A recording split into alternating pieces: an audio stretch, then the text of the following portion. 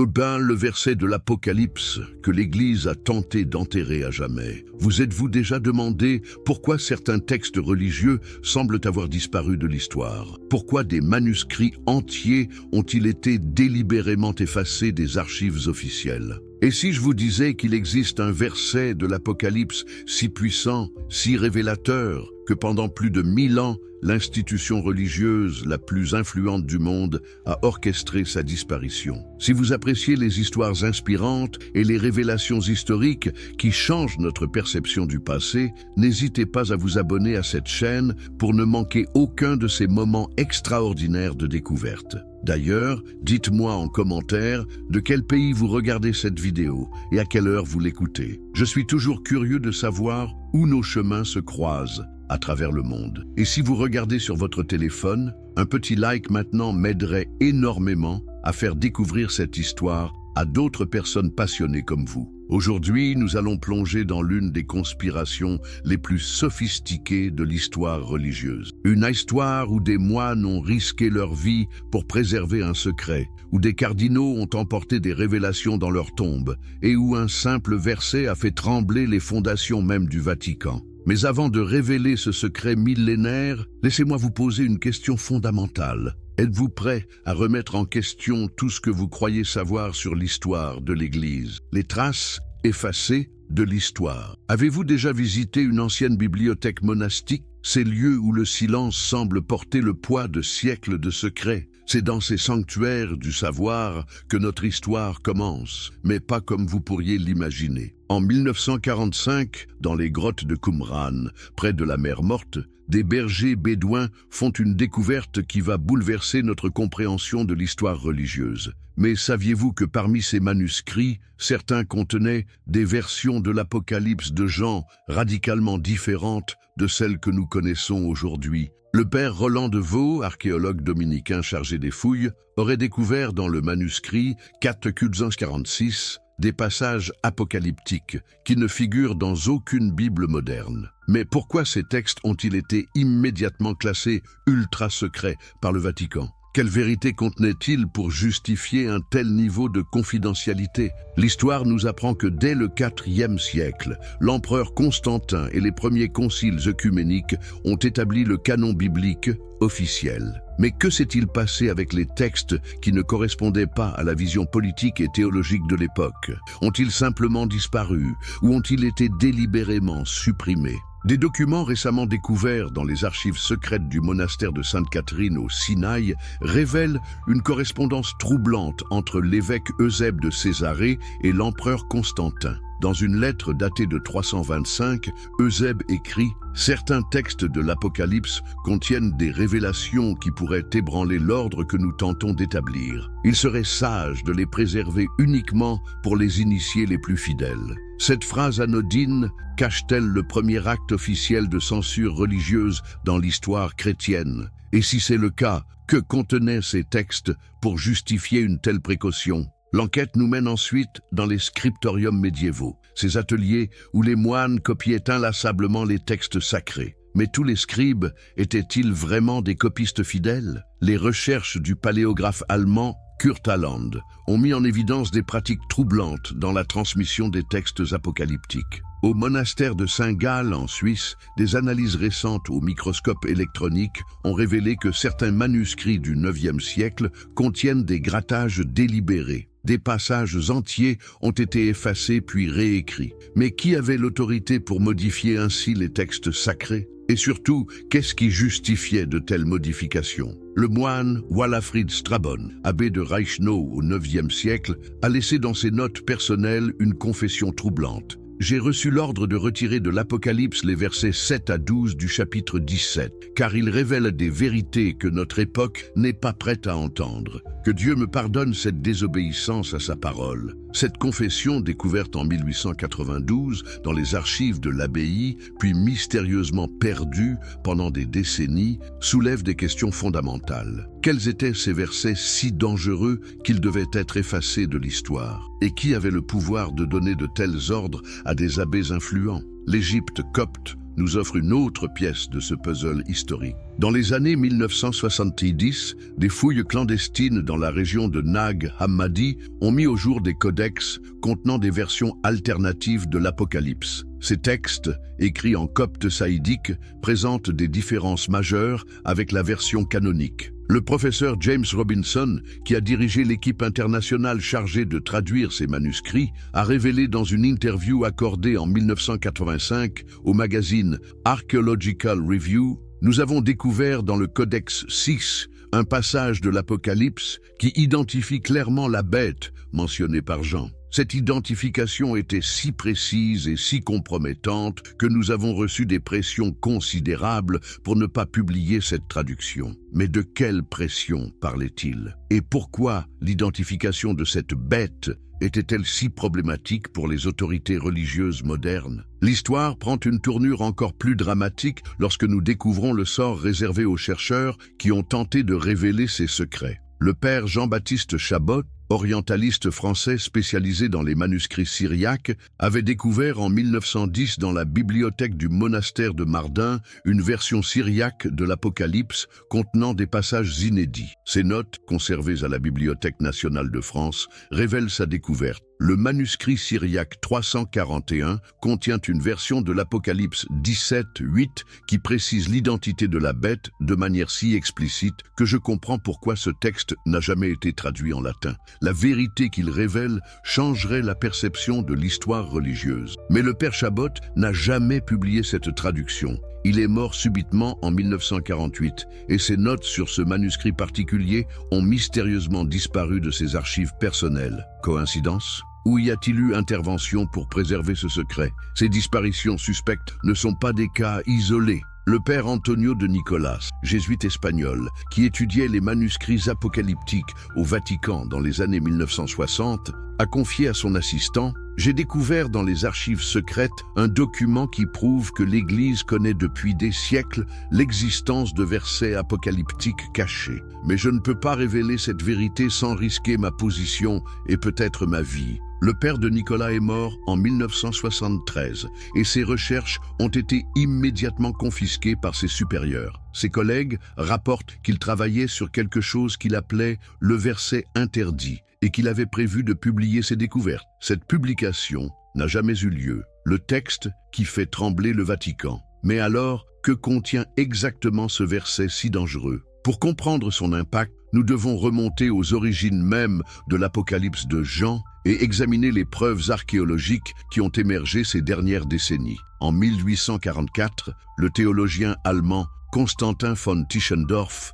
découvre au monastère de Sainte-Catherine le Codex Sinaiticus, l'un des plus anciens manuscrits complets du Nouveau Testament. Mais savez-vous que ce codex contient une version de l'Apocalypse 17:9 radicalement différente de nos Bibles actuelles? Là où nos traductions modernes parlent de 7 montagnes sur lesquelles la femme est assise, le Codex Sinaiticus précise 7 collines de la ville éternelle où siège celui qui se proclame vicaire mais qui est l'adversaire. Cette précision géographique et théologique transforme complètement l'interprétation du passage. Mais pourquoi cette version originale a-t-elle été modifiée au fil des siècles? La réponse se trouve peut-être dans les écrits du cardinal Cesare Baronio, historien officiel de l'Église au XVIe siècle. Dans ses Annales Ecclesiastici, il écrit: « Il existe dans les manuscrits les plus anciens des passages de l'Apocalypse qui, interprétés littéralement, pourraient semer la confusion parmi les fidèles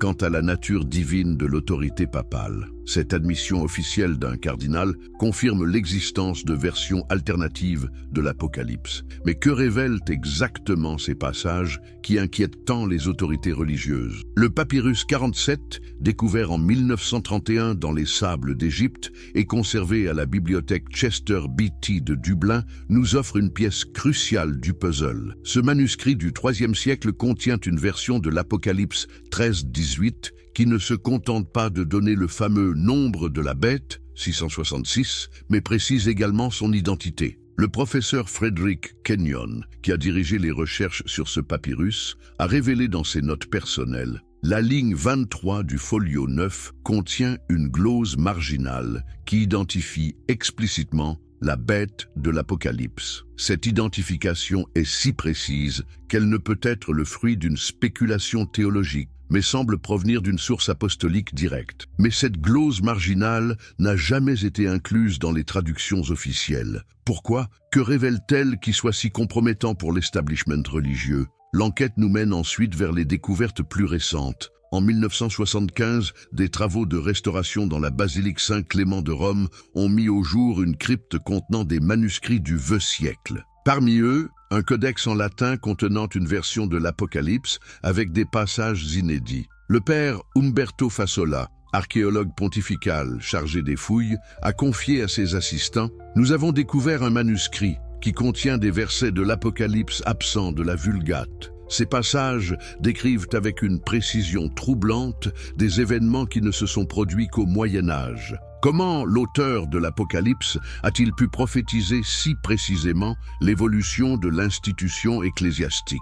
Cette découverte pose des questions fondamentales sur la nature prophétique de l'Apocalypse, mais elle soulève aussi une interrogation plus troublante. Si ces prophéties étaient si précises, pourquoi ont-elles été supprimées des textes officiels? Le manuscrit de Saint Clément révèle notamment un passage qui précise « Et je vis la bête qui portait les couleurs de l'agneau, mais dont la bouche proférait des blasphèmes. Elle s'asseyait sur le trône de pierre et réclamait l'adoration des nations. Et les rois de la terre lui apportaient de leurs richesses, car elle avait reçu le pouvoir de lier et de délier non par la grâce divine, mais par la ruse et la tromperie. » Ce passage, s'il était authentique, remettrait en question non seulement l'autorité papale, mais aussi la légitimité historique de l'Église comme institution. N'est-ce pas là une raison suffisante pour expliquer sa suppression? Mais l'histoire ne s'arrête pas là. En 1986, des travaux de numérisation des manuscrits de la Bibliothèque apostolique Vaticane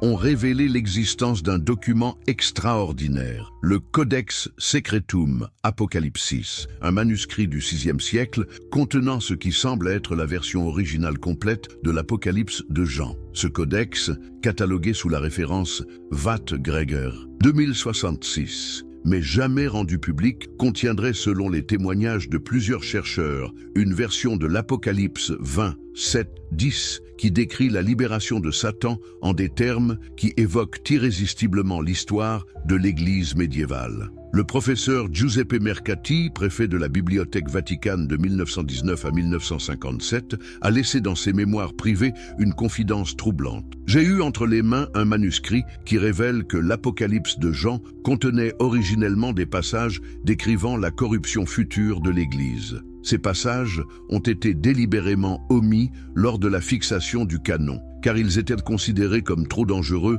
pour la stabilité de l'institution. Cette révélation d'un insider du Vatican confirme-t-elle l'existence d'une censure délibérée? Et si oui, quel était exactement le contenu de ces passages si dangereux? La grande conspiration du silence. Comment une institution aussi vaste et complexe que l'Église catholique a-t-elle pu orchestrer pendant des siècles la suppression d'un texte biblique? La réponse réside dans une organisation minutieuse et une stratégie de long terme qui défie l'imagination. Tout commence en 1559 avec la création de l'Index Librorum Prohibitorum par le pape Paul IV. Mais saviez-vous que les premiers livres interdits n'étaient pas des ouvrages hérétiques, mais des manuscrits apocalyptiques contenant des versions alternatives du texte de Jean? Les archives de la Congrégation pour la doctrine de la foi, partiellement ouverte en 1998, révèlent l'existence d'un document secret intitulé Instruction pro Apocalypsi, instruction concernant l'Apocalypse. Ce texte, rédigé en 1562 par le cardinal Michel Ghislieri, futur pape Pie V, établit les règles strictes pour la gestion des manuscrits apocalyptiques problématiques. Le document précise « Tout manuscrit contenant des versets de l'Apocalypse non conformes à la version approuvée par le Concile de Trente doit être immédiatement confisqué et remis aux autorités compétentes. Les possesseurs de tels manuscrits doivent être interrogés sur les circonstances de leur acquisition et sur les personnes qui auraient pu en prendre connaissance. » Cette instruction révèle l'existence d'une véritable police religieuse chargée de traquer les manuscrits interdits. Mais comment cette organisation fonctionnait-elle concrètement? La réponse se trouve dans les rapports de l'Inquisition romaine conservés dans les archives secrètes du Vatican. Ces documents révèlent que dès 1563, un réseau d'informateurs a été mis en place dans toute l'Europe pour surveiller les bibliothèques monastiques et signaler la présence de manuscrits apocalyptiques non conformes. Le rapport du père Alessandro Farnese, inquisiteur général pour l'Italie du Nord, daté de 1568, fait état de la confiscation de 47 manuscrits apocalyptiques dans les seuls monastères de Lombardie. Il précise: ces textes contiennent des passages qui, s'ils étaient rendus publics, pourraient ébranler la foi des simples fidèles et alimenter les critiques des protestants contre l'autorité pontificale. Mais que devenaient ces manuscrits confisqués? Étaient-ils simplement détruits ou cachés quelque part en attente de jours meilleurs? L'histoire du monastère de Monte Cassino nous offre un aperçu troublant de ces pratiques. En 1571, l'abbé Marcello Cervini, neveu du pape Marcel II, reçoit l'ordre de remettre aux autorités romaines tous les manuscrits apocalyptiques de sa bibliothèque. Mais au lieu de les détruire, il les cache dans une crypte secrète sous la basilique abbatiale. Cette cachette ne sera découverte qu'en 1944, lors des bombardements alliés qui détruisent partiellement le monastère. Les soldats américains qui fouillent les décombres découvrent une salle souterraine contenant des dizaines de manuscrits parfaitement conservés. Parmi eux, 3 codex apocalyptiques du XVIe siècle contenant des passages inédits. Le rapport du capitaine Robert Kelly, officier chargé de la protection du patrimoine artistique, mentionne: nous avons découvert dans la crypte de Monte Cassino des manuscrits qui semblent contenir des versions alternatives de textes bibliques. Ces documents ont été immédiatement remis aux autorités vaticanes sur leur demande expresse. Ces manuscrits n'ont jamais été rendus publics. Ils sont probablement conservés aujourd'hui dans les archives secrètes du Vatican, rejoignant ainsi des centaines d'autres documents similaires. Mais la stratégie de l'Église ne se limitait pas à la confiscation. Elle incluait également la désinformation et la manipulation historique. En 1588, le pape Sixte V crée la congrégation de l'Index, officiellement chargée de la censure des livres, mais dont la mission secrète était de réécrire l'histoire des manuscrits apocalyptiques. Cette congrégation emploie des dizaines de scribes et d'érudits chargés de produire de nouvelles versions des textes anciens, expurgés des passages problématiques. Ces faux manuscrits sont ensuite découverts dans diverses bibliothèques et présentés comme les versions authentiques. Le cardinal Roberto Bellarmino, préfet de la congrégation de l'Index de 1587 à 1621, a laissé dans ses écrits personnels une description précise de cette opération. Il nous faut non seulement éliminer les textes dangereux, mais aussi créer des versions alternatives qui guideront les futurs chercheurs vers les interprétations souhaitées. La vérité historique doit parfois céder le pas à la paix de l'Église. Cette manipulation systématique de l'histoire explique pourquoi les chercheurs modernes ont tant de mal à reconstituer les versions originales de l'Apocalypse. Combien de textes que nous considérons comme authentiques sont en réalité des créations de cette congrégation secrète? L'organisation de ce complot atteint son apogée au XVIIe siècle avec la création de l'Ordo Custodum Secreti, ordre des gardiens du secret, une société secrète au sein de l'Église chargée de perpétuer la suppression des manuscrits interdits. Cet ordre, dont l'existence n'a été révélée qu'en 1981 par les confessions du père Malachi Martin, ancien membre de la curie romaine, regroupait des cardinaux, des évêques et des érudits liés par un serment de silence absolu. Leur mission était de surveiller les recherches bibliques et d'intervenir chaque fois qu'un chercheur s'approchait trop près de la vérité. Le père Martin a révélé dans son livre « The Keys of This Blood ». J'ai été initié à l'Ordo Custodum Secreti en 1958. Notre serment nous engageait à protéger certains secrets relatifs aux textes apocalyptiques, même au prix de notre vie. Nous étions les gardiens d'une vérité si dangereuse qu'elle pouvait détruire l'Église si elle était révélée. Cette révélation explique de nombreux mystères dans l'histoire de la recherche biblique. Combien de découvertes ont été étouffées par cet ordre secret? Combien de chercheurs ont été découragés ou même éliminés pour avoir découvert la vérité? L'histoire du professeur Morton Smith de l'Université Columbia illustre parfaitement ces pratiques. En 1958, Smith découvre dans le monastère de Mar Saba, près de Jérusalem, une lettre de Clément d'Alexandrie mentionnant l'existence d'un évangile secret de Marc, contenant des révélations apocalyptiques. Mais dès qu'il annonce sa découverte, Smith fait l'objet d'une campagne de discrédit orchestrée par des théologiens influents. Ses recherches sont remises en question, sa réputation attaquée, et finalement,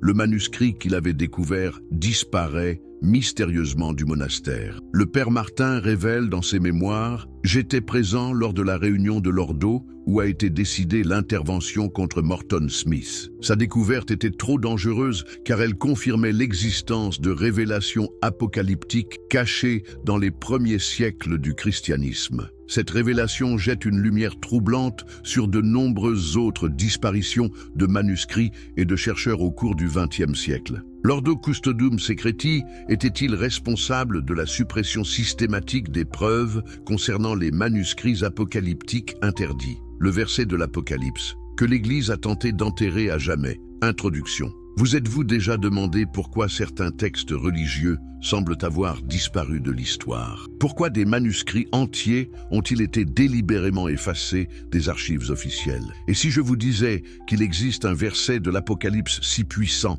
si révélateur, que pendant plus de 1000 ans, l'institution religieuse la plus influente du monde a orchestré sa disparition? Si vous appréciez les histoires inspirantes et les révélations historiques qui changent notre perception du passé, n'hésitez pas à vous abonner à cette chaîne pour ne manquer aucun de ces moments extraordinaires de découverte. D'ailleurs, dites-moi en commentaire de quel pays vous regardez cette vidéo et à quelle heure vous l'écoutez. Je suis toujours curieux de savoir où nos chemins se croisent à travers le monde. Et si vous regardez sur votre téléphone, un petit like maintenant m'aiderait énormément à faire découvrir cette histoire à d'autres personnes passionnées comme vous. Aujourd'hui, nous allons plonger dans l'une des conspirations les plus sophistiquées de l'histoire religieuse. Une histoire où des moines ont risqué leur vie pour préserver un secret, où des cardinaux ont emporté des révélations dans leur tombe, et où un simple verset a fait trembler les fondations même du Vatican.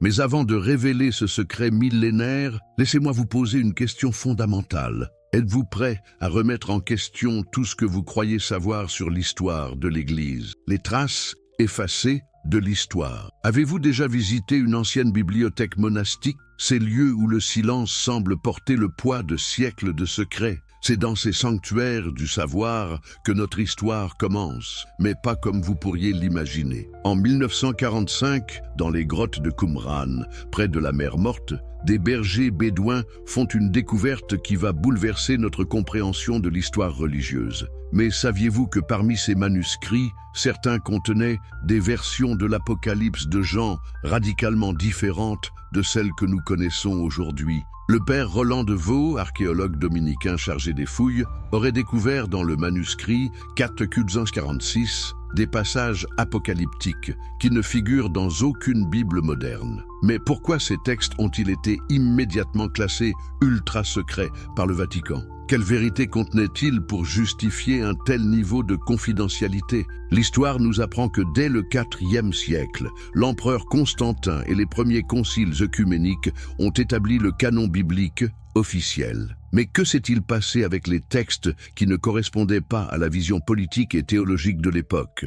Ont-ils simplement disparu ou ont-ils été délibérément supprimés? Des documents récemment découverts dans les archives secrètes du monastère de Sainte-Catherine au Sinaï révèlent une correspondance troublante entre l'évêque Eusèbe de Césarée et l'empereur Constantin. Dans une lettre datée de 325, Eusèbe écrit « Certains textes de l'Apocalypse contiennent des révélations qui pourraient ébranler l'ordre que nous tentons d'établir. Il serait sage de les préserver uniquement pour les initiés les plus fidèles. » Cette phrase anodine cache-t-elle le premier acte officiel de censure religieuse dans l'histoire chrétienne? Et si c'est le cas, que contenaient ces textes pour justifier une telle précaution? L'enquête nous mène ensuite dans les scriptoriums médiévaux, ces ateliers où les moines copiaient inlassablement les textes sacrés. Mais tous les scribes étaient-ils vraiment des copistes fidèles? Les recherches du paléographe allemand Kurt Aland ont mis en évidence des pratiques troublantes dans la transmission des textes apocalyptiques.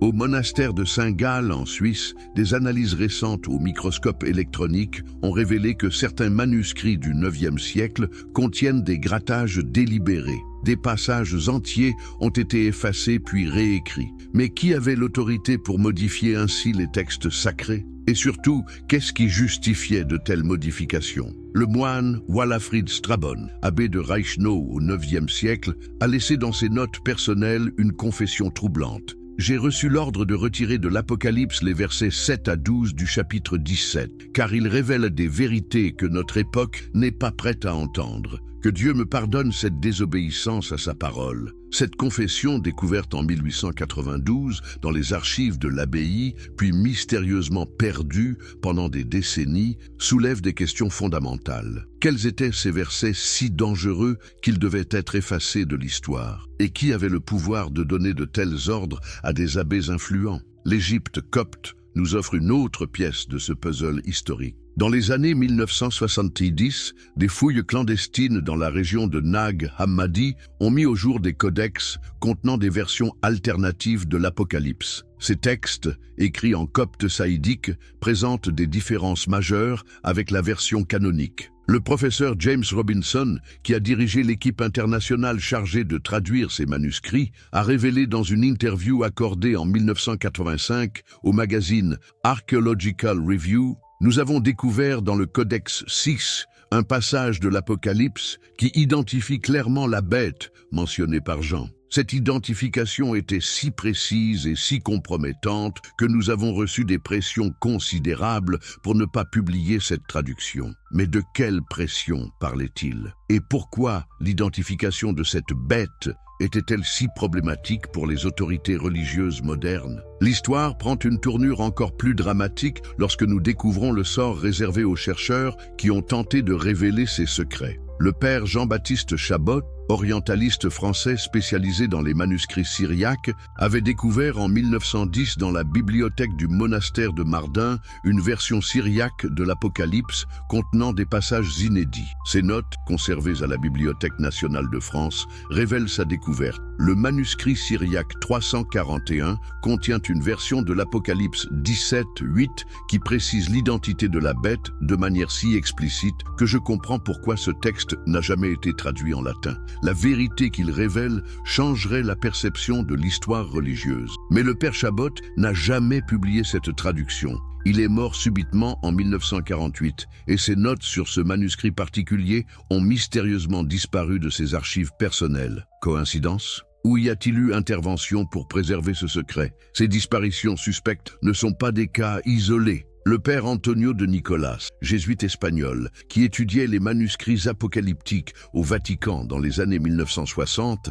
a confié à son assistant: « J'ai découvert dans les archives secrètes un document qui prouve que l'Église connaît depuis des siècles l'existence de versets apocalyptiques cachés. Mais je ne peux pas révéler cette vérité sans risquer ma position et peut-être ma vie. » Le père de Nicolas est mort en 1973 et ses recherches ont été immédiatement confisquées par ses supérieurs. Ses collègues rapportent qu'il travaillait sur quelque chose qu'il appelait le verset interdit et qu'il avait prévu de publier ses découvertes. Cette publication n'a jamais eu lieu. Le texte qui fait trembler le Vatican. Mais alors, que contient exactement ce verset si dangereux? Pour comprendre son impact, nous devons remonter aux origines mêmes de l'Apocalypse de Jean et examiner les preuves archéologiques qui ont émergé ces dernières décennies. En 1844, le théologien allemand Constantin von Tischendorf découvre au monastère de Sainte-Catherine le Codex Sinaiticus, l'un des plus anciens manuscrits complets du Nouveau Testament.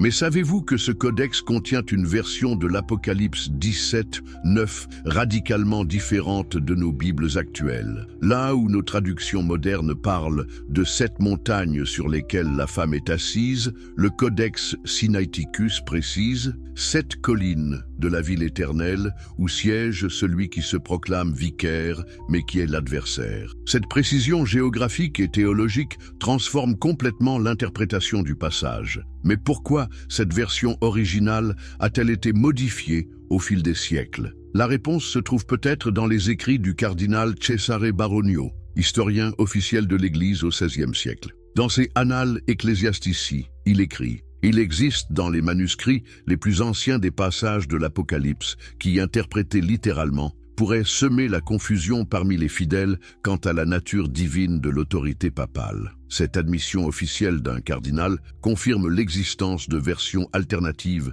de l'Apocalypse. Mais que révèlent exactement ces passages qui inquiètent tant les autorités religieuses? Le papyrus 47, découvert en 1931 dans les sables d'Égypte et conservé à la bibliothèque Chester Beatty de Dublin, nous offre une pièce cruciale du puzzle. Ce manuscrit du IIIe siècle contient une version de l'Apocalypse 13-18 qui ne se contente pas de donner le fameux nombre de la bête, 666, mais précise également son identité. Le professeur Frederick Kenyon, qui a dirigé les recherches sur ce papyrus, a révélé dans ses notes personnelles: la ligne 23 du folio 9 contient une glose marginale qui identifie explicitement la bête de l'Apocalypse. Cette identification est si précise qu'elle ne peut être le fruit d'une spéculation théologique, mais semble provenir d'une source apostolique directe. Mais cette glose marginale n'a jamais été incluse dans les traductions officielles. Pourquoi? Que révèle-t-elle qui soit si compromettant pour l'establishment religieux?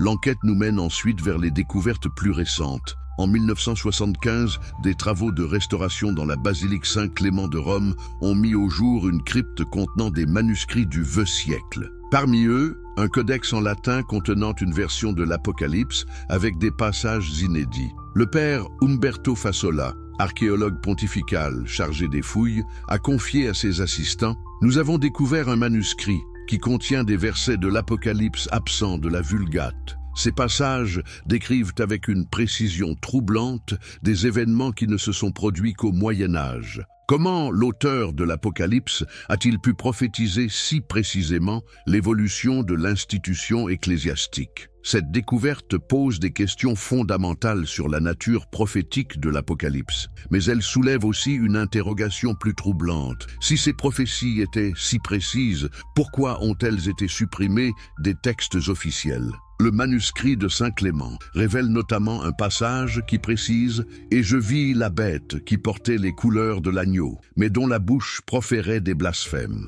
Elle s'asseyait sur le trône de pierre et réclamait l'adoration des nations. Et les rois de la terre lui apportaient de leurs richesses, car elle avait reçu le pouvoir de lier et de délier non par la grâce divine, mais par la ruse et la tromperie. » Ce passage, s'il était authentique, remettrait en question non seulement l'autorité papale, mais aussi la légitimité historique de l'Église comme institution. N'est-ce pas là une raison suffisante pour expliquer sa suppression? Mais l'histoire ne s'arrête pas là. En 1986, des travaux de numérisation des manuscrits de la Bibliothèque apostolique Vaticane ont révélé l'existence d'un document extraordinaire, le Codex Secretum Apocalypsis, un manuscrit du VIe siècle contenant ce qui semble être la version originale complète de l'Apocalypse de Jean. Ce codex, catalogué sous la référence Watt-Gregger 2066, mais jamais rendu public, contiendrait, selon les témoignages de plusieurs chercheurs,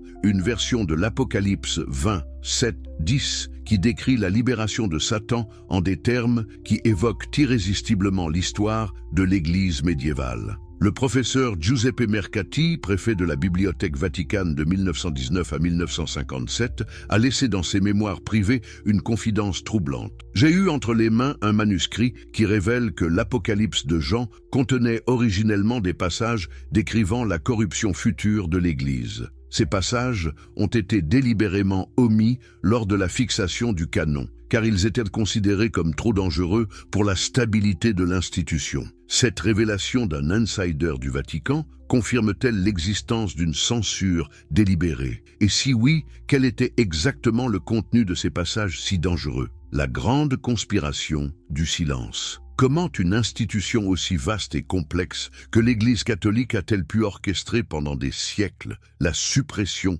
d'un texte biblique? La réponse réside dans une organisation minutieuse et une stratégie de long terme qui défie l'imagination. Tout commence en 1559 avec la création de l'Index Librorum Prohibitorum par le pape Paul IV. Mais saviez-vous que les premiers livres interdits n'étaient pas des ouvrages hérétiques, mais des manuscrits apocalyptiques contenant des versions alternatives du texte de Jean. Les archives de la Congrégation pour la doctrine de la foi, partiellement ouvertes en 1988, révèlent l'existence d'un document secret intitulé « Instruction pro Apocalypsi », instruction concernant l'Apocalypse. Ce texte, rédigé en 1562 par le cardinal Michel et Ghislieri, futur pape Pie V, établit les règles strictes pour la gestion des manuscrits apocalyptiques problématiques. Le document précise « Tout manuscrit contenant des versets de l'Apocalypse non conformes à la version approuvée par le Concile de Trente doit être immédiatement confisqué et remis aux autorités compétentes. Les possesseurs de tels manuscrits doivent être interrogés sur les circonstances de leur acquisition et sur les personnes qui auraient pu en prendre connaissance. » Cette instruction révèle l'existence d'une véritable police religieuse chargée de traquer les manuscrits interdits. Mais comment cette organisation fonctionnait-elle concrètement ? La réponse se trouve dans les rapports de l'Inquisition romaine conservés dans les archives secrètes du Vatican. Ces documents révèlent que dès 1563, un réseau d'informateurs a été mis en place dans toute l'Europe pour surveiller les bibliothèques monastiques et signaler la présence de manuscrits apocalyptiques non conformes. Le rapport du père Alessandro Farnese, inquisiteur général pour l'Italie du Nord, daté de 1568, fait état de la confiscation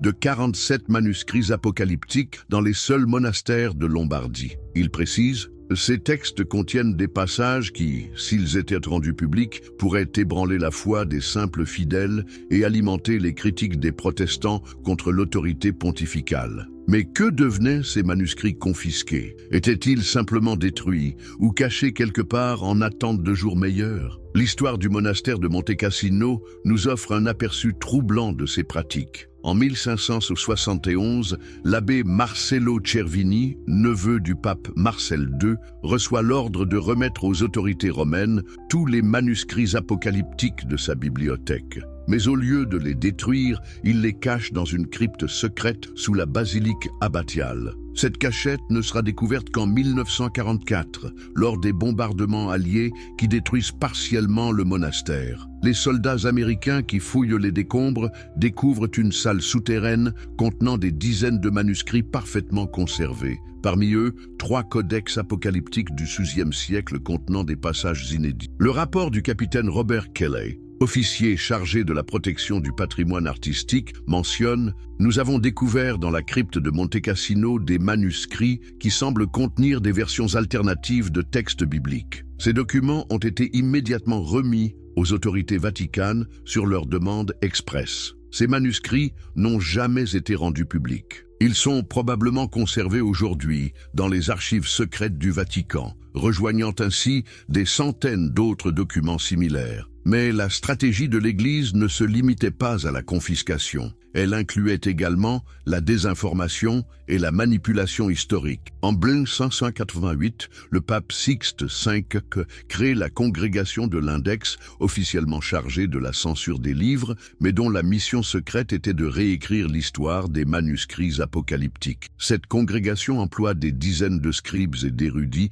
chargés de produire de nouvelles versions des textes anciens, expurgés des passages problématiques. Ces faux manuscrits sont ensuite découverts dans diverses bibliothèques et présentés comme les versions authentiques. Le cardinal Roberto Bellarmino, préfet de la congrégation de l'Index de 1587 à 1621, a laissé dans ses écrits personnels une description précise de cette opération. Il nous faut non seulement éliminer les textes dangereux, mais aussi créer des versions alternatives qui guideront les futurs chercheurs vers les interprétations souhaitées. La vérité historique doit parfois céder le pas à la paix de l'Église. Cette manipulation systématique de l'histoire explique pourquoi les chercheurs modernes ont tant de mal à reconstituer les versions originales de l'Apocalypse. Combien de textes que nous considérons comme authentiques sont en réalité des créations de cette congrégation secrète?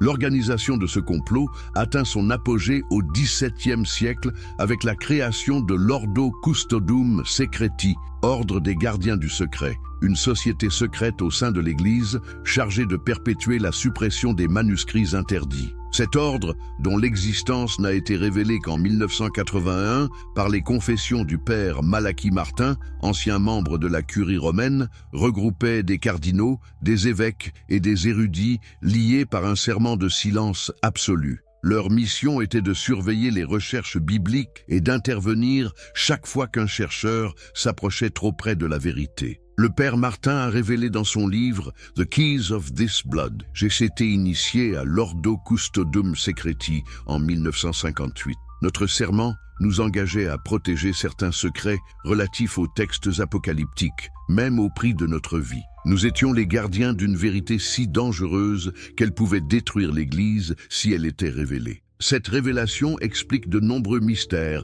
dans l'histoire de la recherche biblique. Combien de découvertes ont été étouffées par cet ordre secret? Combien de chercheurs ont été découragés ou même éliminés pour avoir découvert la vérité? L'histoire du professeur Morton Smith de l'Université Columbia illustre parfaitement ces pratiques. En 1958, Smith découvre dans le monastère de Mar Saba, près de Jérusalem, une lettre de Clément d'Alexandrie mentionnant l'existence d'un évangile secret de Marc, contenant des révélations apocalyptiques. Mais dès qu'il annonce sa découverte, Smith fait l'objet d'une campagne de discrédit orchestrée par des théologiens influents. Ses recherches sont remises en question, sa réputation attaquée, et finalement, le manuscrit qu'il avait découvert disparaît mystérieusement du monastère. Le père Martin révèle dans ses mémoires « J'étais présent lors de la réunion de l'Ordo où a été décidée l'intervention contre Morton Smith. Sa découverte était trop dangereuse car elle confirmait l'existence de révélations apocalyptiques cachées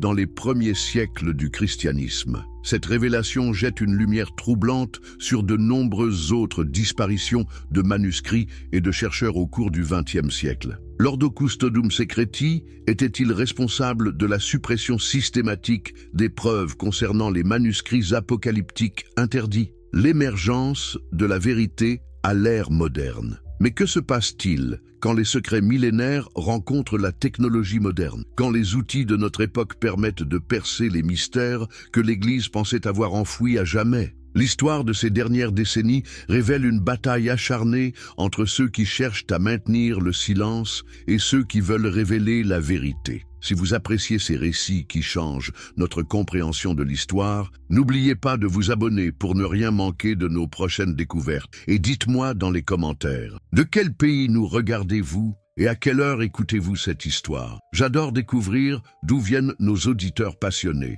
Si vous êtes sur mobile, un petit like maintenant m'aiderait énormément à partager ces révélations avec encore plus de personnes. En 1947, quelque chose d'extraordinaire se produit qui va bouleverser l'équilibre soigneusement maintenu par l'Église pendant des siècles. La découverte des manuscrits de la mer morte ne se limite pas aux textes déjà connus. Parmi les 900 manuscrits retrouvés, plusieurs contiennent des fragments apocalyptiques qui ne correspondent à aucune version canonique. Mais savez-vous que ces découvertes n'ont pas été rendues publiques immédiatement? Il a fallu attendre 1991, soit 44 ans après la découverte, pour que l'intégralité des textes soit enfin accessible aux chercheurs. Qu'est-ce qui a justifié un tel délai? Et qui contrôlait l'accès à ces manuscrits pendant près d'un demi-siècle? L'équipe internationale chargée de l'étude des manuscrits était dirigée par le père Roland de Vaux, dominicain français, et comprenait une majorité de chercheurs catholiques.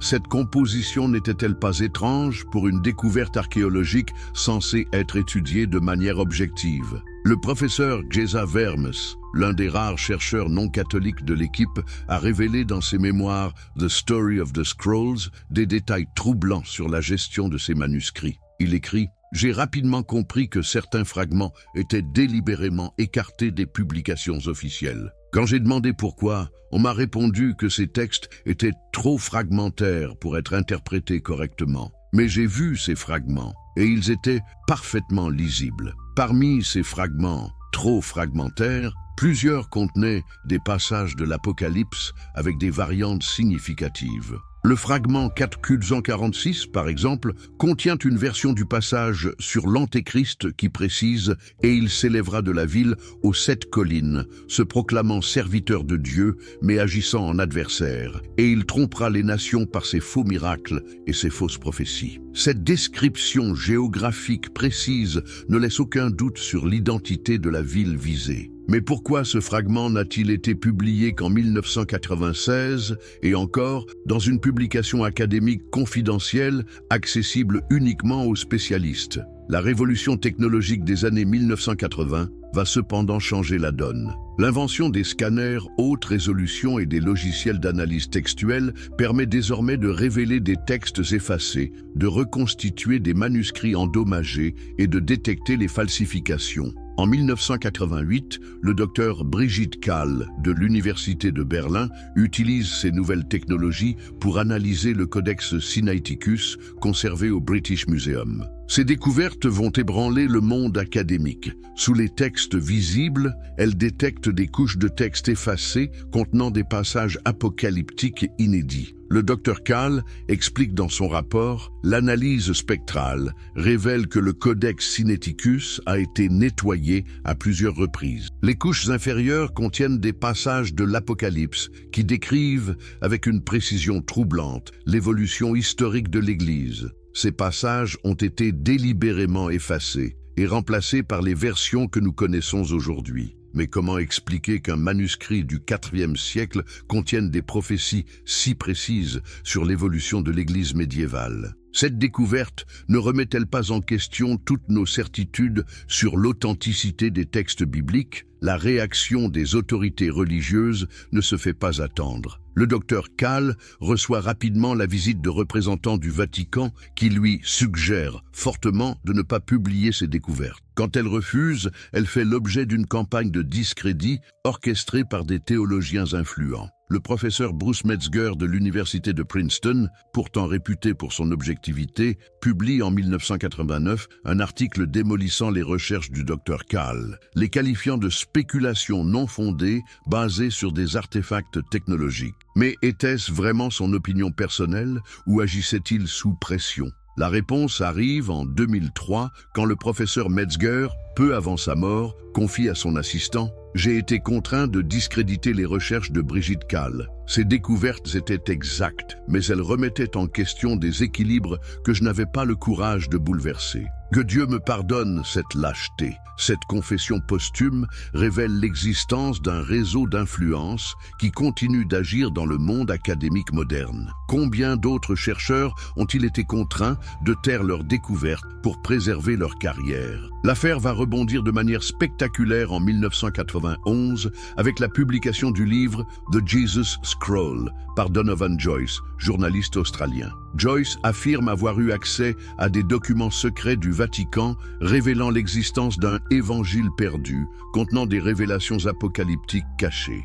Bien que le livre soit présenté comme une fiction, Joyce y révèle des détails sur les manuscrits secrets qui s'avèrent étonnamment précis. Comment un journaliste sans formation théologique a-t-il pu accéder à des informations si précises sur des documents censés être top secrets? La réponse arrive quelques années plus tard avec les révélations de l'ancien secrétaire du cardinal Joseph Ratzinger, futur pape Benoît XVI. Dans une interview anonyme accordée au magazine Inside the Vatican en 1998, il révèle « Joyce avait un informateur au sein de la curie romaine. Quelqu'un lui a fourni des copies de documents authentiques pour qu'il les révèle sous forme de fiction. C'était la seule façon de faire connaître ces vérités sans compromettre la source. Cette stratégie de révélation par la fiction va faire des émules. En 2003, Dan Brown publie Da Vinci Code, roman qui, sous couvert de fiction, révèle l'existence de documents secrets de l'Église.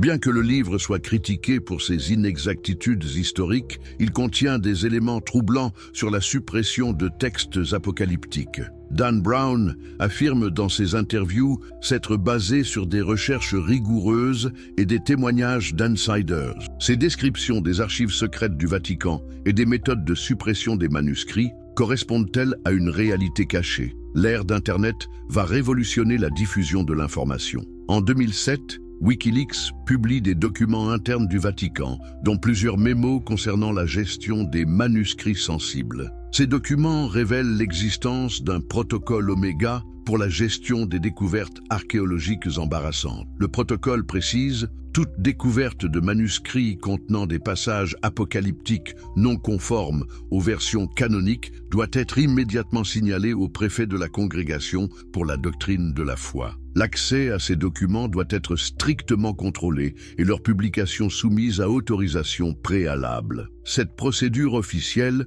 confirme que l'Église moderne continue de contrôler l'accès aux manuscrits apocalyptiques. Mais pourquoi maintenir une telle censure au XXIe siècle? Qu'y a-t-il de si dangereux dans ces textes pour justifier un tel secret? En 2010, une fuite spectaculaire va apporter des éléments de réponse. Un archiviste du Vatican, dont l'identité n'a jamais été révélée, transmet à plusieurs chercheurs des copies d'un document intitulé « Apocalypsis Vera », la vraie Apocalypse, censé contenir la version originale complète du texte de Jean. Ce document, daté du IIe siècle, présente des différences majeures avec la version canonique. Il contient notamment un passage qui décrit avec une précision saisissante l'évolution de l'Église depuis ses origines jusqu'à l'époque moderne. Le passage le plus troublant précise: « Et je vis que la bête prenait l'apparence de l'agneau, s'installait sur le siège de pierre et réclamait l'adoration des nations. Elle corrompait les rois de la terre par ses richesses et ses faux miracles. Et elle persécutait ceux qui révélaient ses mensonges, les faisant passer pour hérétiques et fous. » Cette description ne correspond-elle pas parfaitement à certaines périodes sombres de l'histoire de l'Église? N'explique-t-elle pas pourquoi ce texte a été si soigneusement caché? La réaction du Vatican est immédiate. Le cardinal Tarcisio Bertone, secrétaire d'État, publie un communiqué officiel déclarant que l'Apocalypsis Vera est un faux grossier créé par des ennemis de l'Église. Mais comment peut-il l'affirmer avec tant de certitude sans avoir autorisé d'expertise indépendante? L'affaire prend une tournure dramatique quand plusieurs des chercheurs qui ont reçu des copies du document font l'objet d'intimidations. Le professeur Antonio Lombati de l'Université de Bologne reçoit des menaces de mort anonymes. Sa voiture est vandalisée et son bureau cambriolé. Coïncidence? Ces méthodes d'intimidation ne sont pas nouvelles. En 2005, le chercheur israélien Yuval Goren, spécialiste de l'authentification des manuscrits anciens, avait été menacé après avoir mis en doute l'authenticité de certains manuscrits découverts dans les archives vaticanes. Sa famille avait reçu des menaces suffisamment crédibles pour qu'il accepte de quitter le pays. Mais la technologie moderne offre aussi de nouveaux moyens de résistance. En 2012, des hackers anonymes pénètrent dans les serveurs du Vatican et publient sur Internet des milliers de documents internes, dont plusieurs concernent la gestion des manuscrits secrets. Parmi ces documents, un rapport interne de 2011 fait état de l'existence de 47 manuscrits apocalyptiques non conformes, conservés dans les archives secrètes. Le rapport précise que ces manuscrits contiennent des passages qui pourraient ébranler la foi des croyants et alimenter les critiques des détracteurs de l'Église. Cette fuite révèle que l'Église moderne continue de cacher des manuscrits apocalyptiques. Mais combien d'autres secrets gardent encore ces archives? Et surtout, ces manuscrits seront-ils un jour rendus publics? L'arrivée du pape François en 2013 semble marquer un tournant. Dès son élection, il annonce vouloir une Église transparente et promet d'ouvrir progressivement les archives secrètes. Mais cette promesse sera-t-elle tenue ou rencontrera-t-elle l'opposition des gardiens traditionnels du secret? En 2019, le pape François annonce effectivement l'ouverture des archives concernant le pontificat de Pie XII. Mais cette ouverture se limite aux documents relatifs à la Seconde Guerre mondiale. Les manuscrits apocalyptiques restent soigneusement exclus de cette transparence. Pourquoi cette restriction? Si l'Église n'a rien à cacher concernant ces textes, pourquoi ne pas les rendre publics? Cette sélectivité dans la transparence ne confirme-t-elle pas l'existence de secrets plus profonds? L'année 2020 marque un tournant décisif avec la pandémie de Covid-19. Confinés chez eux, de nombreux chercheurs se tournent vers la numérisation et l'analyse informatique des manuscrits anciens. Ces nouvelles techniques révèlent des détails invisibles, à l'œil nu. C'est ainsi que le docteur Sarah Henderson de l'Université d'Oxford fait une découverte extraordinaire. En analysant des images haute résolution du Codex Vaticanus, elle détecte des traces de textes effacés dans les marges des passages apocalyptiques. Sa reconstruction informatique révèle des annotations en grec du IVe siècle qui précisent « Ces versets ont été retirés sur ordre de l'empereur car ils révèlent des vérités dangereuses pour l'ordre public. Que les générations futures sachent que nous avons obéi à contre-cœur. » Cette découverte confirme que la censure des textes apocalyptiques remonte aux origines mêmes du christianisme officiel. Mais elle révèle aussi que certains scribes ont tenté de préserver des traces de la vérité pour les générations futures. N'est-ce pas exactement ce qui se passe aujourd'hui? Les nouvelles technologies permettent-elles enfin de révéler les secrets que l'Église pensait avoir enfouis à jamais? La révélation finale et ses conséquences. Nous voici arrivés au moment le plus crucial de cette enquête millénaire. Après des siècles de silence, de conspiration et de suppression, la vérité sur ces manuscrits apocalyptiques cachés commence enfin à émerger. Mais êtes-vous prêts à découvrir ce que l'Église a tenté de cacher pendant plus de 1000 ans? L'année 2021 marque un tournant historique. Le 15 octobre, une date qui restera gravée dans l'histoire de la recherche biblique, un groupe de chercheurs internationaux publie simultanément dans plusieurs universités du monde entier un document qui va bouleverser notre compréhension de l'Apocalypse. Ce document, fruit de 10 années de recherche secrète coordonnées par le Consortium for Biblical Truth, révèle l'existence de ce qu'ils appellent l'Apocalypse intégrale. Une reconstitution de la version originale complète du texte de Jean, basée sur l'analyse de plus de 200 manuscrits et fragments dispersés dans le monde entier. Mais comment ce consortium a-t-il réussi à accéder à des manuscrits que l'Église garde jalousement depuis des siècles? La réponse réside dans une opération d'une ampleur sans précédent, impliquant des archivistes, des chercheurs, des hackers et même des membres du clergé convaincus que la vérité doit triompher. Le professeur David Trobich, spécialiste de littérature biblique et coordinateur du projet, explique « Nous avons constitué un réseau international de chercheurs unis par une conviction commune. Les fidèles ont le droit de connaître la vérité sur leurs textes sacrés. Pendant des années, nous avons discrètement collecté des copies de manuscrits, des photographies, des analyses spectrales, tout ce qui pouvait nous aider à reconstituer le texte original. Cette Apocalypse intégrale révèle des passages d'une précision prophétique saisissante. Elle décrit notamment l'évolution de l'Église, depuis ses origines jusqu'à l'époque moderne, avec un niveau de détail qui défie toute explication rationnelle. Le passage le plus troublant, absent de toutes les versions canoniques, précise « Et je vis que la bête montait de l'abîme et prenait l'apparence de l'agneau. Elle s'installait sur le trône de celui qui fut crucifié et réclamait l'adoration des nations. Elle corrompait les rois de la terre par ses richesses et ses faux miracles. Et elle persécutait ceux qui révélaient ses mensonges, les faisant passer pour hérétiques et fous. Et son règne durera jusqu'au temps de la révélation finale, quand les secrets cachés seront révélés par la lumière de la vérité. » Cette prophétie ne décrit-elle pas parfaitement l'histoire de l'Église institutionnelle? Et cette révélation finale ne correspond-elle pas exactement à ce qui se passe aujourd'hui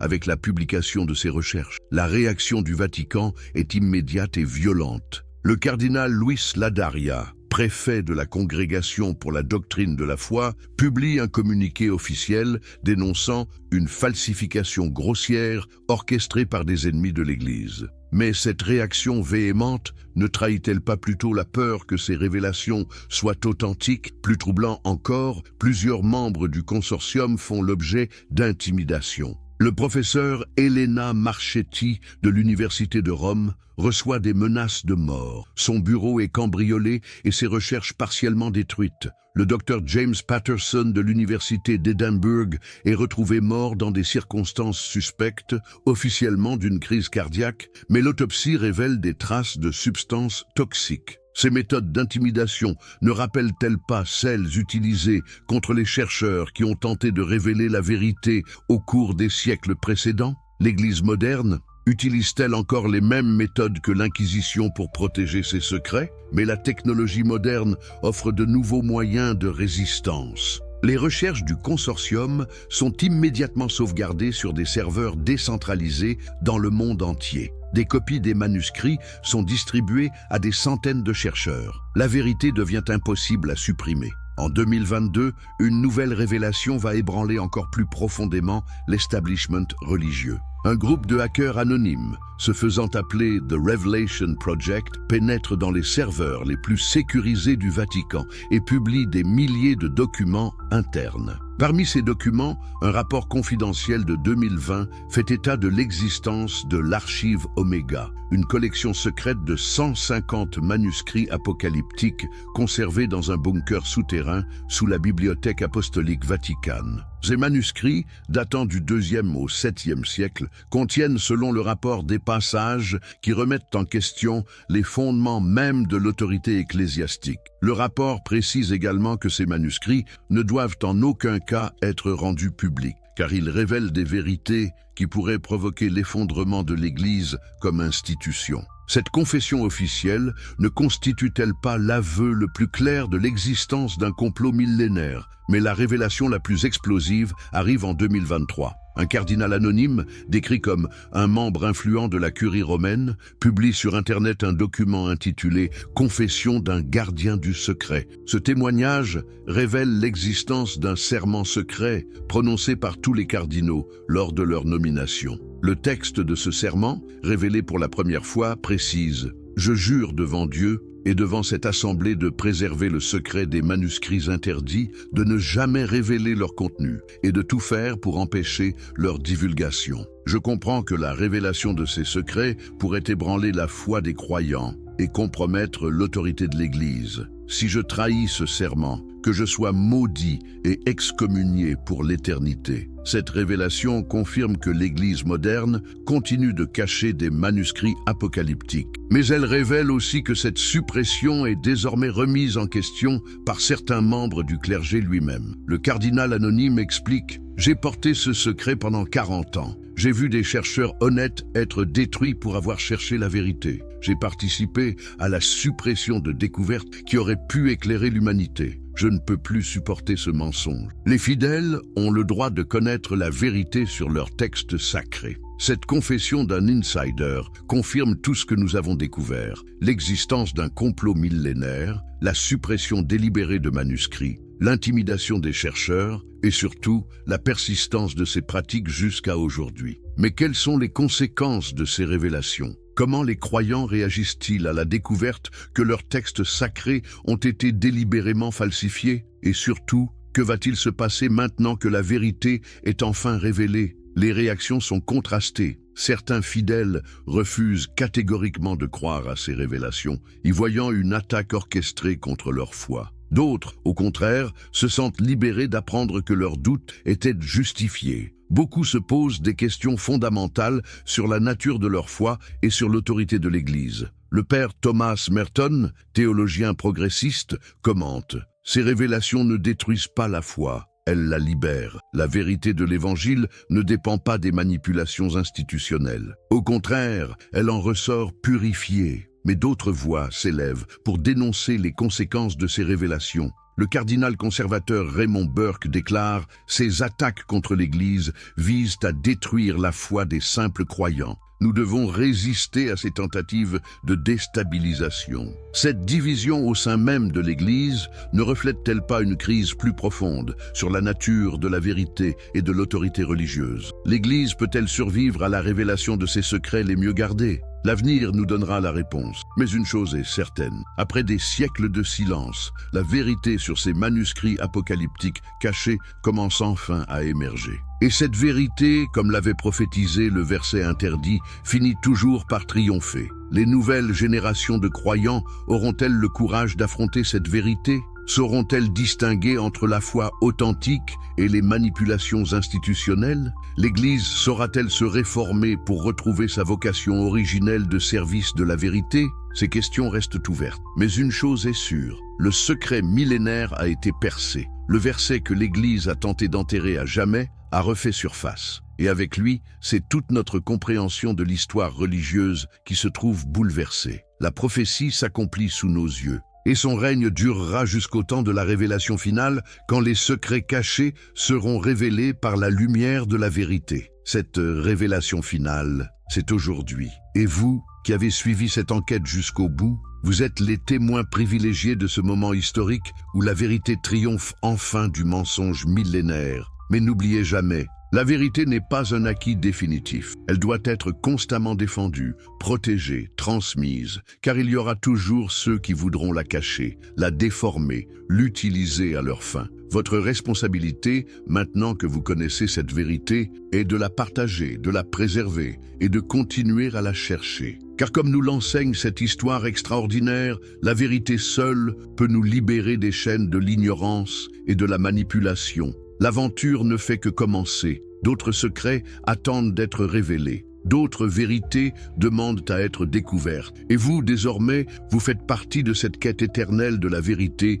qui donne un sens à l'existence humaine. Si cette révélation vous a marqué, si elle a changé votre perception de l'histoire et de la foi, partagez-la. Parlez-en autour de vous. Continuez à chercher, à questionner, à ne jamais accepter les vérités imposées sans examen. Car c'est ainsi que l'humanité progresse. Un secret révélé à la fois, une vérité découverte après l'autre, une conscience libérée puis une autre. Et qui sait, peut-être que grâce à vous, d'autres secrets millénaires seront bientôt révélés. La vérité vous attend. Aurez-vous le courage de la chercher ?